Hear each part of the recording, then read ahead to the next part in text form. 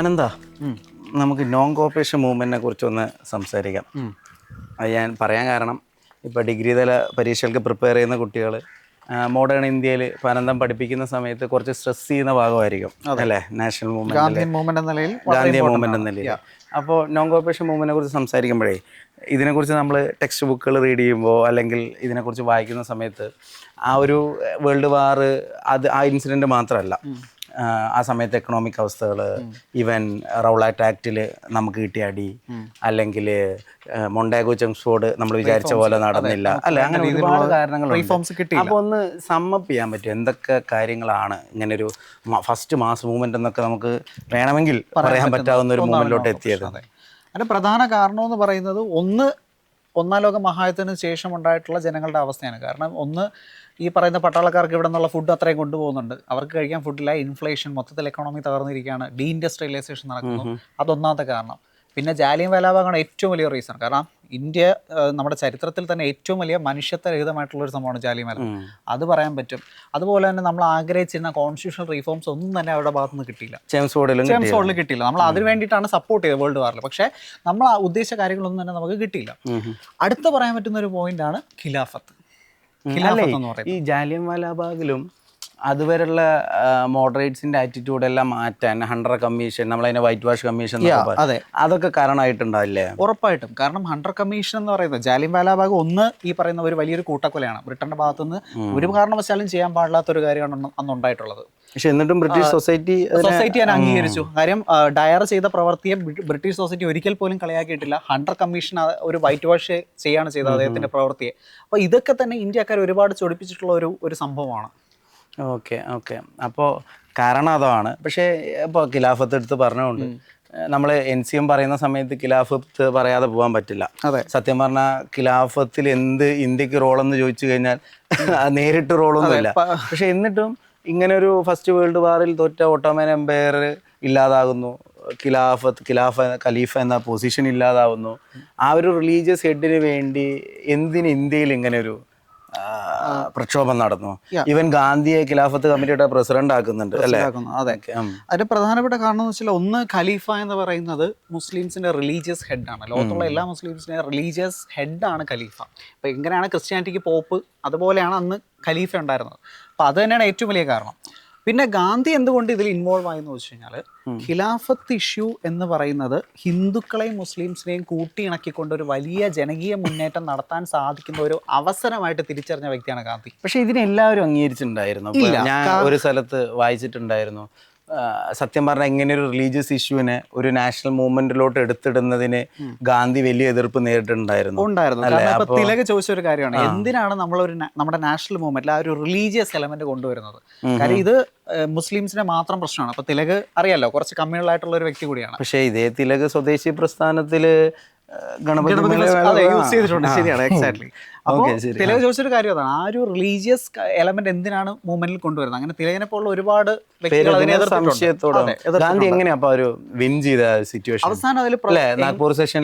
അംഗീകരിക്കുകയാണ്. അതിന്റെ ഏറ്റവും വലിയൊരു കാര്യം എന്ന് വെച്ച് കഴിഞ്ഞാല്, ഈ പറയുന്ന മോഡറേറ്റ് ഐഡിയോളജിയിൽ അല്ലെങ്കിൽ അവരുടെ ഒരു മോഡസ് ഓപ്പറാറ്റിയിലുള്ള വിശ്വാസം നഷ്ടപ്പെട്ടിരുന്നു.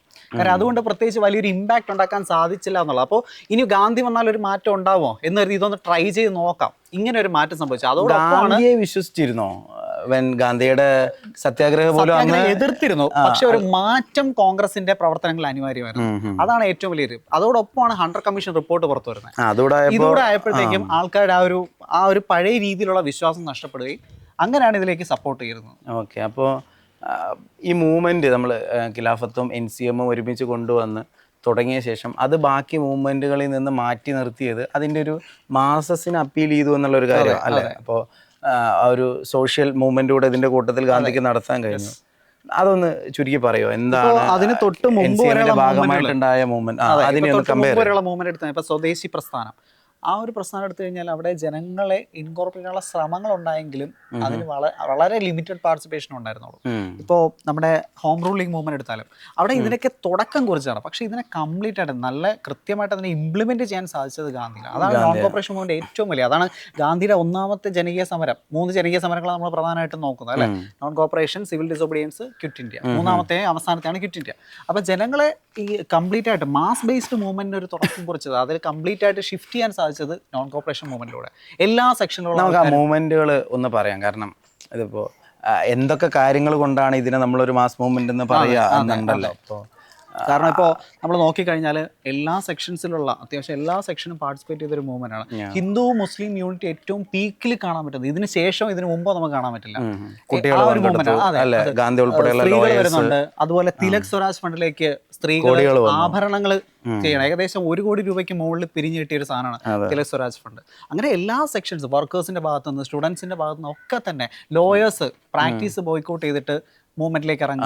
അങ്ങനെ എല്ലാ ഇതേ സമയത്ത് തന്നെയല്ലേ നമ്മുടെ ജാമിയ മിലിയ പോലെയുള്ള colleges, education institutions, Gujarat Vidyapeeth, Bihar Vidyapeeth, ഇങ്ങനെ ഒരുപാട് എഡ്യൂക്കേഷൻ ഇൻസ്റ്റിറ്റ്യൂഷൻസും ആ സമയത്ത്. ഇതിന്റെയൊക്കെ അപ്പുറേ ഞാൻ കരുതുന്നത് ഇങ്ങനെ ഒരു നാഷണൽ മൂവ്മെന്റ് എന്ന് ഇതിനെ പറയാനുള്ള ഒരു കാരണം, നമ്മൾ മുമ്പ് എന്താ പറയുക 1905 കാണാത്തത് അല്ലെങ്കിൽ 1857 നമ്മൾ കാണാത്ത ഇന്ത്യയിൽ എല്ലാ സ്ഥലത്തോട്ടും ഇതിന്റെ എന്തെങ്കിലുമൊക്കെ ഒരു മൂവ്മെന്റ് വന്നിട്ടുണ്ടെന്നുള്ളതാണ്. ഇപ്പൊ നമ്മുടെ മാപ്പിള റിവോൾട്ട് നമുക്ക് എക്സാമ്പിൾ ആയിട്ട് പറയാം.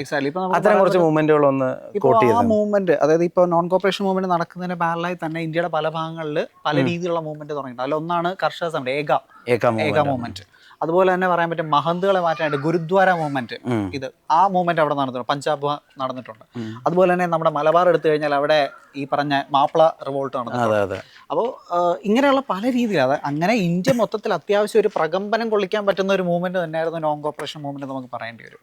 ഓക്കെ. അപ്പോൾ മാസ് അപ്പീൽ എന്നതിൻ്റെ അപ്പുറം ഗാന്ധിയുടെ ആ ഒരു സോഷ്യൽ ആയിട്ട് ഗാന്ധി കൊണ്ടുവരാൻ ശ്രമിച്ച ചില മാറ്റങ്ങളൂടെ ഇതിൻ്റെ കൂട്ടത്തിൽ നടന്നിട്ടുണ്ട്. അപ്പോൾ PSC ഒരിക്കൽ ചോദിച്ചിട്ടുണ്ടായിരുന്നു ലിക്കർ നിരോധനം ഇതിന്റെ ഭാഗമായിട്ടുള്ള പ്രോഗ്രാം ആയിരുന്നു എന്നുള്ളത്. അത് അന്ന് കുറച്ച് പലർക്കും തെറ്റി. പക്ഷെ അന്ന് ലിക്കർ എതിരെയുള്ള മൂവ്മെന്റ് നടന്നിട്ടില്ലേ? അന്ന് ആക്ച്വലി നമ്മുടെ non corporation movement Congress officially അതിനെ ആദ്യമായിട്ട് അംഗീകരിക്കുന്നത്, അപ്രൂവ് ചെയ്യുന്നത് കൽക്കട്ടയിലെ സ്പെഷ്യൽ സെഷനാണ്. അന്ന് 1920 സെപ്റ്റംബർ മാസം നടന്ന കൽക്കട്ടയിലാണ്. അന്ന് എന്തായിരിക്കണം നോൺ കോപ്പറേഷൻ മൂവ്മെന്റ് എന്ന് കൃത്യമായിട്ട് അതിന്റെ കുറച്ച് പ്രോഗ്രാംസ് അന്ന് ഡിഫൈൻ ചെയ്തിട്ടുണ്ട്. ആ പ്രോഗ്രാംസിൽ വരുന്നതാണ് ഇപ്പോൾ നമ്മൾ പിന്നീട് പഠിക്കുന്ന ഗാന്ധിയുടെ കൺസ്ട്രക്റ്റീവ് വർക്കിലൊക്കെ പറയുന്ന കുറേ കാര്യങ്ങൾ അവിടെ നമുക്ക് കേൾക്കാൻ പറ്റും. ഹിന്ദു മുസ്ലിം യൂണിറ്റി എൻഷുർ ചെയ്യുക, അതുപോലെ തന്നെ അൺടച്ചബിലിറ്റി മിനിമൈസ് ചെയ്യുക, ഇങ്ങനെയുള്ള കുറേ കാര്യങ്ങളുണ്ടായിരുന്നു. പക്ഷെ അതിൽ ലിക്കർ ഡിഫൈൻ ചെയ്യുന്നില്ല. പക്ഷേ എന്നാൽ ലിക്കർ ഇതിന്റെ പിന്നീടുള്ള പ്രവർത്തനങ്ങളിൽ ലിക്കർ ബാൻ ഒരു ഭാഗമാകുന്നുണ്ട്. പക്ഷേ ഒഫീഷ്യലി കോൺഗ്രസിന്റെ ഇതിൽ അത് ഡിഫൈൻ ചെയ്യുന്നില്ല. ഓക്കെ അനന്ത, ഇതേ സമയത്ത് തന്നെയാണ് ഫോറിൻ ക്ലോത്തിന് എഗെയിൻസ്റ്റ് ആയിട്ടുള്ള ഒരു മൂവ്മെന്റ് നടക്കുന്നത്, ഇന്ത്യയിൽ ഹർത്താലുകൾ നടക്കുന്നത്. അതിൻ്റെ കാര്യത്തിൽ ഇൻസിഡന്റുകൾ ഒന്നായിട്ട് ഇതായിരിക്കും അല്ലെ? പ്രിൻസ് ഓഫ് വെയിൽസ് വന്ന സമയത്തെല്ലാം വലിയ സമരങ്ങൾ നടന്നു. അതേപോലെ തന്നെ ആസാമിലെല്ലാം ടീ എസ്റ്റേറ്റുകളിൽ ഹർത്താൽസ് നടന്നിട്ടുണ്ട്, റെയിൽവേ ലൈൻസിനെതിരെ ഹർത്താൽസ് നടക്കുന്നുണ്ട്. അപ്പോൾ ഇവിടെ എനിക്ക് അറിയേണ്ട അല്ലെങ്കിൽ അന്തം പറയേണ്ട ഒരു കാര്യം, Gandhi as A political leader എങ്ങനെയാണ് ഈ മൂവ്മെന്റിനെ കൈകാര്യം ചെയ്തത്? ഒന്ന്, ഗാന്ധിയുടെ സത്യാഗ്രഹം എന്ന് പറയുന്ന ഒരു ടൂള്, അത് ഇപ്പോൾ പലപ്പോഴും ഗാന്ധി എപ്പോഴും പറയുന്ന ഒരു കാര്യമാണ് നോൺ വയലൻസ്, അഹിംസ അല്ലേ? ആ അഹിംസ എന്ന് പറയുന്നത് ഗാന്ധി എന്തുകൊണ്ട് മുന്നോട്ട് വെച്ചു എന്നുള്ള കാര്യം നമ്മൾ ചിന്തിക്കേണ്ടതുണ്ട്. കാരണം ആ ഒരു വയലന്റ് മോഡിലുള്ള ഒരു മൂവ്മെന്റ് അടിച്ചമർത്താൻ വളരെ എളുപ്പമാണ്. പക്ഷേ ഒട്ടും പ്രകോപനം ഇല്ലാതെ നടക്കുന്ന ഒരു മൂവ്മെന്റിനെ എത്രയെന്ന് വെച്ചാണ് ഗവൺമെന്റ് അടിച്ചമർത്തുക.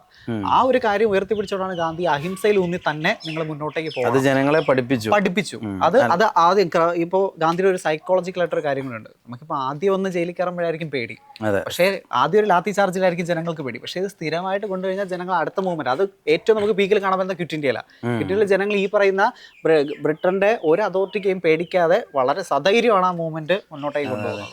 ഗാന്ധിയുടെ നോൺ വയലൻസ് പറയുന്ന സമയത്തെ NCMന്റെ അവസാനം വലിയ എന്താ പറയാ, നമുക്ക് ഇന്നും ഒരു സന്തോഷം തരുന്ന കാര്യമല്ല അല്ലേ? അന്ന് കോൺഗ്രസ് അതിനുശേഷം ഗാന്ധി ജയിലിനകത്ത് പോയ ശേഷം ഗാന്ധി ജയിലിനകത്ത് ശേഷം കോൺഗ്രസ് രണ്ടായി പോകുന്നതിന് ഒഫീഷ്യലി അല്ല, അതല്ലാതെ 2 ഭാഗമായി പോകുന്നതിന് കാരണവും ഈ ഒരു കാരണമായിരുന്നു, ചൗരി ചൗര ഇൻസിഡന്റ് അല്ലേ? അപ്പൊ 22 അങ്ങനെ ഒരു ഇവന്റ് സംഭവിച്ച് ഗാന്ധി സക്സസ്ഫുള്ളി പോയിക്കൊണ്ടിരുന്ന ഒരു വലിയ മൂവ്മെന്റ് പിൻവലിക്കുന്നുണ്ട്. അതെ, അത് പറഞ്ഞത് 1 വർഷം കിട്ടിക്കഴിഞ്ഞാൽ നമുക്ക് സ്വരാജ് നേടിത്തരാം എന്നാണ് ഗാന്ധി എന്ന് ജനങ്ങളോട് പറഞ്ഞിരുന്ന വാഗ്ദാനം. ഗാന്ധി അത് മാത്രമല്ല ഒരു സിവിൽ ഡിസൊബീഡിയൻസ് മൂവ്മെന്റ് ഇതിന്റെ ഭാഗമായിട്ട് തയ്യാറായി നിൽക്കുമായിരുന്നു. അപ്പൊ ആ ഒരു സമയത്താണ് ഈ പെട്ടെന്ന് പ്രതീക്ഷിക്കാതെ അതൊരു വയലന്റ് മോഡിലേക്ക് നോൺ കോപ്പറേഷൻ മൂവ്മെന്റ് പോകുന്നത്. പോലീസ് സ്റ്റേഷനിൽ ആ പോലീസുകാർ വെന്ത് ഭരിക്കുന്ന സംഭവമൊക്കെ ഉണ്ടായി. അപ്പോൾ ഗാന്ധി വിചാരിച്ചു ജനങ്ങൾ ഇതിന് പാകപ്പെട്ടിട്ടില്ല, ആ ഒരു നോൺ വയലൻസിൽ ഊന്നിക്കൊണ്ട് സമരം ചെയ്യാനായിട്ട് ജനങ്ങൾ ഇനിയും പാകപ്പെട്ടിട്ടില്ല, ഇനിയും അത് ചിലപ്പോൾ കൈവിട്ട് പോകാം. മൂവ്മെന്റ് ഗാന്ധിയെ ബ്രിട്ടീഷുകാർക്ക് എളുപ്പത്തിൽ അടിച്ചമർത്താൻ സാധിക്കും. അതെ, ആ ഒരു അവസ്ഥ വന്നപ്പോഴാണ് ഗാന്ധിക്ക് ആ മൂവ്മെന്റ് പിൻവലിക്കേണ്ടി വന്നത്. അത് ബർഡോളി റെസൊല്യൂഷൻ, ബർഡോളി പ്രമേയത്തിലൂടെ ആ മൂവ്മെന്റ് പിൻവലിക്കേണ്ടി വന്നു. അപ്പോൾ ഇങ്ങനെയൊരു പിൻവലിച്ചില്ലായിരുന്നുവെങ്കിൽ നമ്മൾ 1920 സെഷനിൽ പറഞ്ഞ പോലെ ഒരു സെൽഫ് ഗവൺമെന്റിലോട്ട് ഇന്ത്യ എത്തുമായിരുന്നോ? അന്ന് സെൽഫ് ഗവൺമെന്റിലേക്ക് എത്തുമായിരുന്നോ എന്ന് നമുക്ക് പറയാൻ ചോദ്യമാണ്. കാരണം ഇപ്പോൾ നമുക്ക് സെൽഫ് ഗവൺമെന്റ് എത്തിക്കാനായിട്ട് ഇപ്പോൾ വേൾഡ് വാർ 2 ഉള്ള ഒരുപാട് സംഭവങ്ങൾ ആ പറഞ്ഞ ഓഫറുകൾ നമുക്ക് തരാനായിട്ട് കാരണമായിട്ടുണ്ട്. അപ്പോൾ അങ്ങനെ നമുക്ക് പറയാൻ പറ്റില്ല. പക്ഷെ എന്നിരുന്നാൽ പോലും കുറച്ചുകൂടെ മുൻപേ ചിലപ്പോൾ സ്വാതന്ത്ര്യം കിട്ടിയേക്കാം എന്ന് നമുക്ക് വേണമെങ്കിൽ അസ്യൂം ചെയ്യാം. ആ മൂവ്മെന്റ് കുറച്ചുകൂടെ ശക്തമായിട്ട് കുറച്ചുകൂടെ മുന്നോട്ടേക്ക് പോയിരുന്നു. ആ ഒരു അർത്ഥത്തിൽ നോക്കുന്ന സമയത്തേ നോൺ കോപ്പറേഷൻ മൂവ്മെന്റ് ഫെയിലിയർ ആണെന്ന് നമുക്ക് പറയേണ്ടി വരുമോ? ഒരിക്കലുമല്ല. നോൺ കോപ്പറേഷൻ മൂവ്മെന്റ് ഏറ്റവും വലിയ സിഗ്നിഫിക്കൻസ് എന്താണെന്ന് വെച്ച് കഴിഞ്ഞാൽ കംപ്ലീറ്റ് ആയിട്ട് ജനങ്ങളുടെ ശക്തി തിരിച്ചറിഞ്ഞുകൊണ്ട് ജനങ്ങളിൽ ഊന്നിക്കൊണ്ടുള്ള സമരങ്ങളാണ് പിന്നീട് നമുക്ക് കാണാൻ പറ്റുന്നത്. പിന്നീട് നമുക്ക് അല്ലാതെയുള്ള സമരങ്ങൾ കാണാൻ പറ്റും. പിന്നീട് അങ്ങോട്ടുള്ള എല്ലാ സമരങ്ങളും ജനങ്ങളെ ബേസ് ചെയ്തിട്ടുള്ളതാണ്. അങ്ങനെ ജനങ്ങളിലേക്ക് കംപ്ലീറ്റ് ആയിട്ട് ആ മാസ് ബേസ്ഡ് മൂവ്മെന്റിലേക്ക് കംപ്ലീറ്റ് ആയിട്ട് ഷിഫ്റ്റ് ചെയ്തതാണ് നോൺ കോപ്പറേഷൻ മൂവ്മെന്റ് ഏറ്റവും വലിയൊരു സിഗ്നിഫിക്കൻസ്. പിന്നെ നമുക്ക് പറയാൻ പറ്റുന്ന ഹിന്ദു മുസ്ലിം യൂണിറ്റിയുടെ കാര്യം, അത് എടുത്ത് തന്നെ പറയേണ്ടതുണ്ട്. പിന്നീട് അങ്ങോട്ടോ ഇങ്ങോട്ടോ നമ്മൾ ഗ്രാഫ് വരയ്ക്കുകയാണെങ്കിൽ ഏറ്റവും പീക്കിൽ കാണാൻ പറ്റുന്ന സമയമാണ് നോൺ കോപ്പറേഷൻ മൂവ്മെന്റ്. അപ്പോൾ അതുകൊണ്ട് ഒരിക്കലും നോൺ കോപ്പറേഷൻ മൂവ്മെന്റ് പിന്നീട് സിവിൽ ഡിസൊബീഡിയൻസ് മൂവ്മെന്റിന്റെ ഒരു റിഹേഴ്സൽ ആയിരുന്നു. അത് ആ മൂവ്മെന്റ് എന്തുകൊണ്ടാണ് ഇത്രയും വിജയകരമായിട്ട് നടപ്പിലാക്കാൻ സാധിച്ചത്? അതെല്ലാം തന്നെ നോൺ കോപ്പറേഷൻ കൊണ്ടാണ്. അപ്പോൾ ഒരിക്കലും നോൺ കോപ്പറേഷൻ എന്ന് പറയുന്നത് ഒരു എന്താണ് പരാജയമായിട്ട് നമുക്ക് ഒരു കാരണവശാലും കണക്കാക്കാൻ പറ്റില്ല. ഒരു ചോദ്യം കൂടെ, ലാസ്റ്റ് ചോദ്യമാണ്. ഈ നോൺ കോപ്പറേഷൻ മൂവ്മെന്റ് എൻഡ് ചെയ്തിട്ട് കോൺഗ്രസ് എടുത്ത സ്റ്റെപ്പ് കൺഫ്യൂഷൻ ഉണ്ടായിരുന്നല്ലോ. കൺസ്ട്രക്റ്റീവ് പ്രോഗ്രാം കണ്ടിന്യൂ ചെയ്യണോ അതോ അധികാരത്തിൽ കയറണോ, കൗൺസിൽ എൻട്രി വേണോ എന്നുള്ളത് അതുകൂടെ ഒന്ന് പറഞ്ഞ് നമുക്ക് നോൺ കോപ്പറേഷൻ മൂവ്മെന്റ് അവസാനിപ്പിക്കാം. അതിൻ്റെ ഒരു കാരണം എന്ന് വെച്ച് കഴിഞ്ഞാൽ പെട്ടെന്ന് നമുക്ക് എപ്പോഴും ഒരു മൂവ്മെന്റ് പെട്ടെന്ന് അങ്ങ് നിൽക്കുമ്പോൾ ഗാന്ധി കൂടെ ജയിലിൽ പോവാണ്. അപ്പോൾ പെട്ടെന്ന് ഒരു മൂവ്മെന്റ് സ്റ്റോപ്പായി കഴിഞ്ഞാൽ നമുക്ക് എപ്പോഴും ഉള്ളൊരിതാണ് അവിടെ വെച്ച് നിർത്താൻ തോന്നില്ല. മറ്റെന്തെങ്കിലും മാർഗത്തിൽ കൂടെ ആ ഒരു പ്രതിഷേധം മുന്നോട്ടേക്ക് കൊണ്ടുപോകണമെന്ന് ആലോചിക്കും. അങ്ങനെ അന്ന് പ്രധാനമായിട്ട് 3 മാർഗ്ഗങ്ങളുണ്ടായിരുന്നു. ഒന്ന്, കുറച്ച് ആൾക്കാർ റവല്യൂഷണറി എന്ന് പറഞ്ഞിട്ട് ആ സെക്കൻഡ് ഫേസ് ഓഫ് റവല്യൂഷൻ നമുക്ക് അവിടെ കാണാം. റവല്യൂഷൻ ആക്ടിവിറ്റീസ് ഒരു ഫേസ്. അതുപോലെ തന്നെ പിന്നെ നമ്മുടെ CR ദാസ്, മോത്തിലാൽ നെഹ്റു പോലുള്ള വ്യക്തികളാണ് കൗൺസിൽ എൻട്രിയെ സപ്പോർട്ട് ചെയ്തത്. പിന്നെ മറ്റൊരു ഗ്രൂപ്പാണ് ഇതൊന്നും വേണ്ട, കാര്യം കൗൺസിൽ എൻട്രി എന്ന് പറഞ്ഞു കഴിഞ്ഞാൽ ബ്രിട്ടന്റെ ഔദാര്യം പറ്റുന്ന ആ 1919 ആക്ട് നമ്മൾ എതിർത്തതാണ്. ആ ആക്ട് ബേസ് ചെയ്ത് നടക്കുന്ന ഇലക്ഷൻ നമ്മൾ പങ്കെടുത്തു കഴിഞ്ഞാൽ അത് അതിനെ അനുകൂലിക്കുന്ന പോലെ ആയിപ്പോവും എന്നുള്ള രീതിയിലാവും. പിന്നെ അധികാരത്തിന്റെ ആ ഒരു എന്താണ് ലഹരി കിട്ടിക്കഴിഞ്ഞാൽ നമ്മളിൽ കറപ്ഷൻ ഉണ്ടാകും. ഇങ്ങനെയൊക്കെയുള്ള കുറേ കാര്യങ്ങൾ അവിടെ സംഭവിക്കുകയാണ്. അപ്പോൾ അങ്ങനെയാണ് കുറച്ച് ആൾക്കാർ ഇതിൽ നിന്ന് മാറി നിന്നിട്ട് ഗാന്ധിയൻ മാർഗത്തിലൂടെ കൺസ്ട്രക്റ്റീവ് വർക്കിലൂടെ പോകാമെന്ന് പറഞ്ഞിട്ട് കൺസ്ട്രക്റ്റീവ് വർക്കിലേക്ക് പോകുന്നത്. ഓക്കെ, ശരി. അപ്പോൾ നോൺ കോപ്പറേഷൻ മൂവ്മെന്റ് ഈ ഒരു ഐഡിയയിൽ തന്നെ പഠിച്ചു പോകണം. ഒരു അധ്യാപകൻ എന്ന രീതിയിലുള്ള ഒരു ഉപദേശം കൂടെ ഒന്ന് പറഞ്ഞു കഴിഞ്ഞാൽ നമുക്ക് ഈ സംസാരം അവസാനിപ്പിക്കാം. നമ്മളെപ്പോഴും ഒരു മൂവ്മെന്റ്, പ്രത്യേകിച്ച് ഇന്ത്യൻ ഹിസ്റ്ററി പഠിക്കുമ്പോഴത്തേക്കും അതിൻ്റെ ആ ഒരു റീസൺ മനസ്സിലാക്കിക്കൊണ്ട് തന്നെ പഠിക്കാൻ ശ്രമിക്കുക. അതെന്തുകൊണ്ട് ഓരോ മൂവ്മെൻറ്റ് ഉണ്ടാകുമ്പോൾ ജസ്റ്റ് അതിൻ്റെ ഫാക്ച്വൽ ഇൻഫർമേഷന് പുറമെ അതിൻ്റെ ഒരു ബാക്ക്ഗ്രൗണ്ടോടെ മനസ്സിലാക്കി ആ ഇന്ത്യൻ സ്വാതന്ത്ര്യ സമരത്തെ കൃത്യമായി മനസ്സിലാക്കിക്കൊണ്ട് തന്നെ പഠിക്കാൻ ശ്രമിച്ചു കഴിഞ്ഞാൽ നമുക്ക് ഇതുപോലുള്ള ക്വസ്റ്റ്യൻസൊക്കെ വളരെ എളുപ്പത്തിൽ തന്നെ ഉത്തരം കണ്ടെത്താനായിട്ട് സാധിക്കും. Okay, thank you.